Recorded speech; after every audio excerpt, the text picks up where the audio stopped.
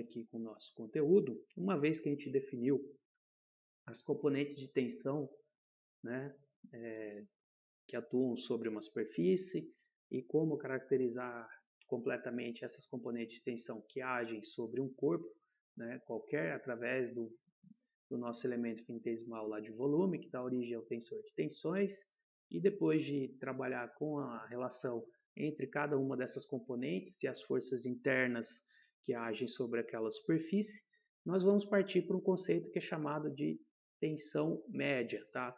O que é a tensão média? A tensão média, ela é um conceito utilizado, né, muitas vezes aí quando a distribuição de tensão ela varia muito pouco ao longo de uma superfície, tá? De forma que a gente pode aproximar que essa distribuição aí de tensão, o nível de tensão ao longo de todos os pontos da superfície, ela permanece praticamente constante. Então isso dá origem ao que a gente chama de tensão média, de forma que essa tensão média ela pode ser calculada simplesmente pela força resultante que age ali sobre a superfície, dividido pela área dessa superfície, tá? Então, ela é utilizada para componentes aí de tensões que variam muito pouco na superfície. Isso acontece quando a gente tem superfícies pequenas, né, onde a sua geometria é bastante regular e essa tensão ela varia, ela tem níveis aproximadamente constantes. Para corpos muito longos, né, para corpos que têm geometria mais complicada, essa tensão média ela não é aplicável e aí a gente vai desenvolver os modelos estruturais para levar em conta disso. Também é muito utilizado quando a gente tem o quê? A gente tem a variação de força interna praticamente zero, né? Onde todos os componentes ali de tensão, eles de força interna, eles variam muito pouco também. Então esse conceito é bastante utilizado nisso. E esse conceito de tensão média, a gente vai dar origem também a duas tensões médias, tensão normal e uma tensão de cisalhamento. Pela definição da tensão normal, a tensão média normal seria a força normal que age aí sobre a superfície que a gente está analisando, dividido por essa área. E o símbolo que a gente acaba utilizando é o símbolo do sigma, e nós vamos identificar, quando estivermos calculando tensão média, sempre colocando o sufixo ali média, tá? Para identificar que essa hipótese, que a tensão varia muito pouco na superfície, né, de forma que ela pode ser assumida como constante, está sendo utilizada. Da mesma forma, vindo da definição da tensão de cisalhamento, a gente consegue definir essa tensão de cisalhamento média também, que age sobre uma superfície, assumindo a mesma hipótese, tá? Quando essa tensão de cisalhamento varia muito pouco, de modo que ela pode ser assumida como constante nessa superfície, nós vamos ter a tensão média de cisalhamento, pela definição, né, ela era dada pela força de cisalhamento, dividido pela sua área. Identificamos também pelo mesmo símbolo tal e colocamos o sufixo, o subscrito média aqui, né, para a gente identificar que isso aqui está sendo feita essa hipótese de pequena variação para essa tensão. E existe muita aplicação para esses dois casos em elementos aí, né, cuja área, né, é muito pequena comparado ao elemento estrutural todo. Por exemplo, os pinos ali de fixação das treliças, né, os próprios juntas ali das treliças, quando a gente está investigando as tensões que são desenvolvidas nesses elementos de ligação, como parafuso, rebite, né, outros elementos cuja área da seção transversal é pequena comparado aí ao comprimento aí do corpo, a gente pode fazer essa hipótese de que a tensão sobre essa área ela varia muito pouco, de forma que a gente possa colocar que ela é dada por uma tensão média. Mas isso é uma forma simplista, tá? Considerando que esses elementos eles são lisos, eles não possuem, por exemplo, a rosca, né? No caso dos parafusos, porque a gente sabe mais à frente que a rosca ela influencia muito nos níveis de tensão e vocês vão estudar isso especificamente, as tensões que acontecem na rosca ali do parafuso, lá em elementos de máquina. Aqui a gente vai estar se referindo à tensão que acontece apenas ali na seção transversal, considerando que esse corpo fosse um corpo liso, né, e não tivesse ali a influência da rosca sobre eles. E com isso a gente tem algumas aplicações que dão origem a algumas tensões que são utilizadas aí no dimensionamento, né, dessas ligações no caso de treliças e de juntas aparafusadas também, tá? Então, algumas situações aí reais, a gente encontra que essa força aplicada nas extremidades dessas barras, né, que estão ligadas aí por pino, né, elas são colocadas de forma a constituir uma ligação ali no tipo forquilha, como a gente está vendo. Então, a gente tem um pino aqui passante, ou ligado ali pelas duas superfícies ali de ligação, onde a gente tem uma área aqui constituída a parte de suporte, onde está fixado o nosso elemento, e propriamente a carga aplicada aqui na forquilha, né, que está ligada ao elemento estrutural, no caso a barra ali da treliça. Então as tensões desenvolvidas ali nesses elementos de conexão, né, ela tem algumas tensões que agem ali através da superfície de contato e propriamente no pino.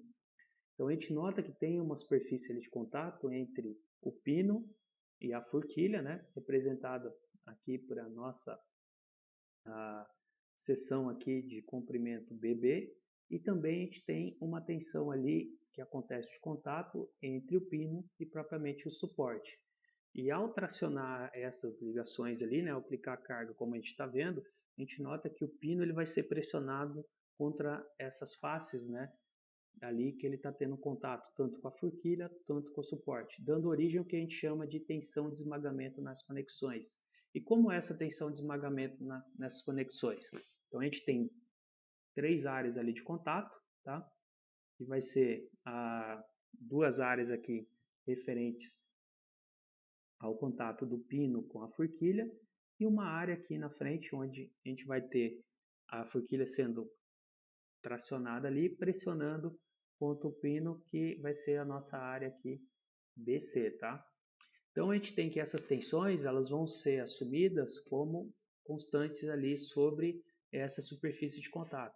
E essa superfície de contato ela tem uma particularidade, porque não é toda a superfície circular do pino que está sendo esmagada, né? É apenas a superfície de contato ali, né? Do pino contra a forquilha ou do pino contra o suporte, de forma que nós vamos aproximar essa área pela sua área projetada. O que é essa área projetada?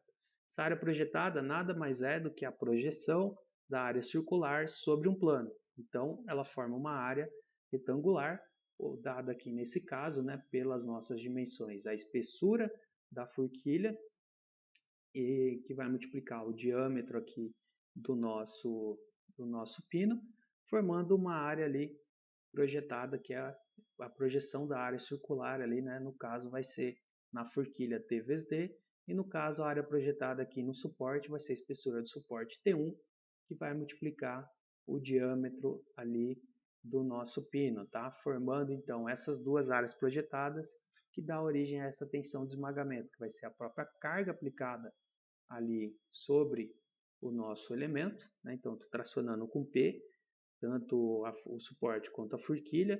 Então a força que age ali naquela superfície de contato entre o suporte e a forquilha, né? Se a gente fizer o diagrama de corpo livre, a gente vai ver que é uma força P.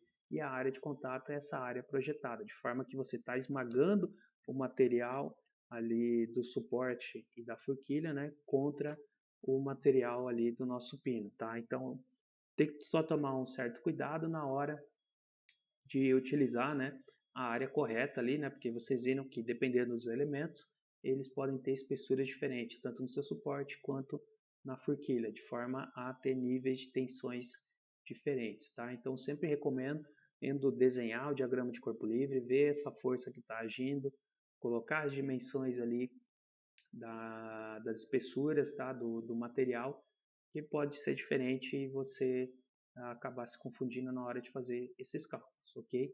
Outro tipo de tensão também que aparece ali no nosso pino, né? Além dessa tensão ali de esmagamento, são as tensões de cisalhamento, né? Propriamente diretas nesse elemento ali, né? Que aparece. Então a gente tem também, de forma semelhante, né? Os parafusos ali, quando eles estão ligados por uma junção, passando por duas chapas, aqui no caso chapas A e B, né, de espessura T, sendo também essa junção tracionada, nós vamos gerar também tensões de esmagamento sobre eles, tá? Então na frente aqui do parafuso em contato com a chapa A, vou ter também uma tensão de esmagamento e aqui também na esquerda, né, onde eu estou aplicando a força, na região de contato entre o parafuso e a chapa B, a gente também vai ter outra tensão de esmagamento, tá? De forma que essas tensões vão ser calculadas com a mesma ideia, utilizando a área projetada do contato circular aqui do corpo do parafuso, tá? Com a área de contato ali das placas, tá? Então, de forma a equilibrar aí a nossa região de contato. Mas além dessa tensão normal de esmagamento, né, que acontece entre essa frente de contato entre os parafusos e os pinos com o material das chapas, a gente também tem tensões, né, que acontecem ali na seção transversal desses furos, tanto aqui do onde o parafuso passa, quanto ali o pino passa ali pela forquilha, né, e são tensões originadas não mais naquela frente de contato, mas na seção transversal contida naquele parafuso.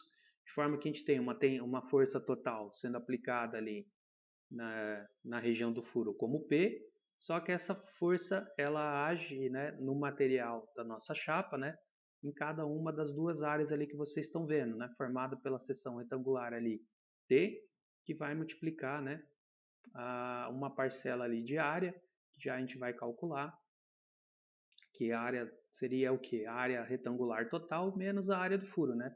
Então, a gente teria P sobre 2 agindo numa área menor e P sobre 2 agindo na outra área. De forma que a gente tem o equilíbrio de força, né? Onde P aqui está atuando num sentido e P sobre 2 ambas estão atuando no sentido oposto para equilibrar o sistema. E a nossa área aqui da seção transversal da chapa formada é a área retangular total menos a área projetada aqui do nosso pino, né, ou do nosso parafuso ali. Então, a tensão normal desenvolvida ali na placa, na região do furo, ela é dada por P dividido por T vezes W menos D. Né? P nesse caso, não necessariamente em todos os casos vai ser P. Tem que fazer o diagrama de corpo livre, colocar a carga aqui e ver quem são as forças que agem ali nessa seção transversal. E para outra região qualquer aqui da chapa distante da região do furo, a gente teria o que? A força aplicada aqui, P, a área da seção transversal formada por W vezes T. Então, para qualquer outra tensão, área, região, né, onde a gente está analisando a tensão normal ali longe do furo, a nossa tensão ela passa a ser dada pela área da seção transversal total, que é W vezes T. Então, tomar um certo cuidado, que nesses tipos de ligação, a gente já vê somente para a tensão normal que existe já 3 pontos ali de tensões diferentes. Né? O ponto entre o contato entre o pino e a chapa, que gera uma tensão de esmagamento, a tensão que acontece exatamente na região ali onde a gente tem um furo, né? Onde a gente tem que descontar da área de seção transversal total na região do furo, que vai dar uma tensão ali somente naquela região, e uma outra tensão que atua para pontos distantes aí da região do furo, né? Que é dado pela força dividido pela área ali diretamente. E além disso, né? Nesses tipos de junções aí, onde a gente tem parafuso e pino, o pino também está submetido a uma força de cisalhamento e ele também desenvolve, né, tensões e cisalhamentos ali na região BB e na região CC, né, que são tensões provocadas pela força de cisalhamento que age na área da seção transversal ali do nosso parafuso. Então, se a gente investigar o diagrama de corpo livre dessas duas seções ali, né, entre fazer um corte na seção BB na seção C ali, nós vamos ter que uma força de cisalhamento cortante que age no corpo do parafuso ou do pino, né, para baixo, outra força de cisalhamento que age ali também na seção C para baixo e propriamente a força que a placa de suporte faz no nosso pino, né, empurrando ele para cima. Então a gente nota que a força de cisalhamento que age ali no nosso pino, né, ela é dada por P sobre 2, né, a sua intensidade. Então a tensão de cisalhamento desenvolvida na seção circular ali do nosso pino, ela vai ser o que? Essa força de cisalhamento V dividido pela área, né? Assumindo que a área da seção transversal do nosso pino, do nosso parafuso, ela é pequena comparada ao próprio comprimento dele, tá? De forma que a gente assume que essa distribuição dessa tensão de cisalhamento, ela varia pouco, de forma que a gente tem aí uma tensão uniforme sobre essa seção, de modo que a gente pode usar o conceito da tensão média, tá? Então, a tensão de cisalhamento que acontece ali sobre esse pino vai ser a força de cisalhamento dividido por a área. E existem muitos casos também de aplicações onde a gente não tem apenas um pino, mas a gente tem vários pinos conectando chapas, né, e fazendo ligações diferentes, né? E aí a gente tem situações que são chamadas de cisalhamento duplo ou cisalhamento simples. Tá? O cisalhamento simples é quando a gente tem, por exemplo, apenas um parafuso, né, ligando dois elementos. Tá? Então, nesse caso, diretamente, a gente nota aqui pelo diagrama de corpo livre de uma das chapas que a força que atua ali no orifício que equilibra a chapa, que é automaticamente a mesma força que atua ali sobre o nosso parafuso, né, ela é igual à carga aplicada. Então, a gente tem o que a gente é chamado de cisalhamento direto. Mas, no caso ali, quando a gente tem vários elementos ligando, como é nesse caso aqui, né, que a gente viu, a gente tem forças de cisalhamento, né, duplas, né, de forma que a gente tem o que é chamado de cisalhamento duplo. Tá? Quando a gente também tem tipo de ligações onde tem vários parafusos atuando, né? Façam sempre o diagrama de corpo livre para ver qual é a força que atua em cada parafuso, né? Vocês vão ver que essa força vai se distribuir ao longo dos parafusos e não vai ser diretamente a força P aplicada na chapa. Então, muito cuidado ao utilizar a força correta ali que age e provoca o cisalhamento no parafuso. Então, esses são esses elementos aí ligados e na próxima aula 5, né, a gente vai trabalhar um pouco com esses conceitos de tensão média e com tensões em conexões, né, nesses exemplos aí que vocês estão vendo, ok?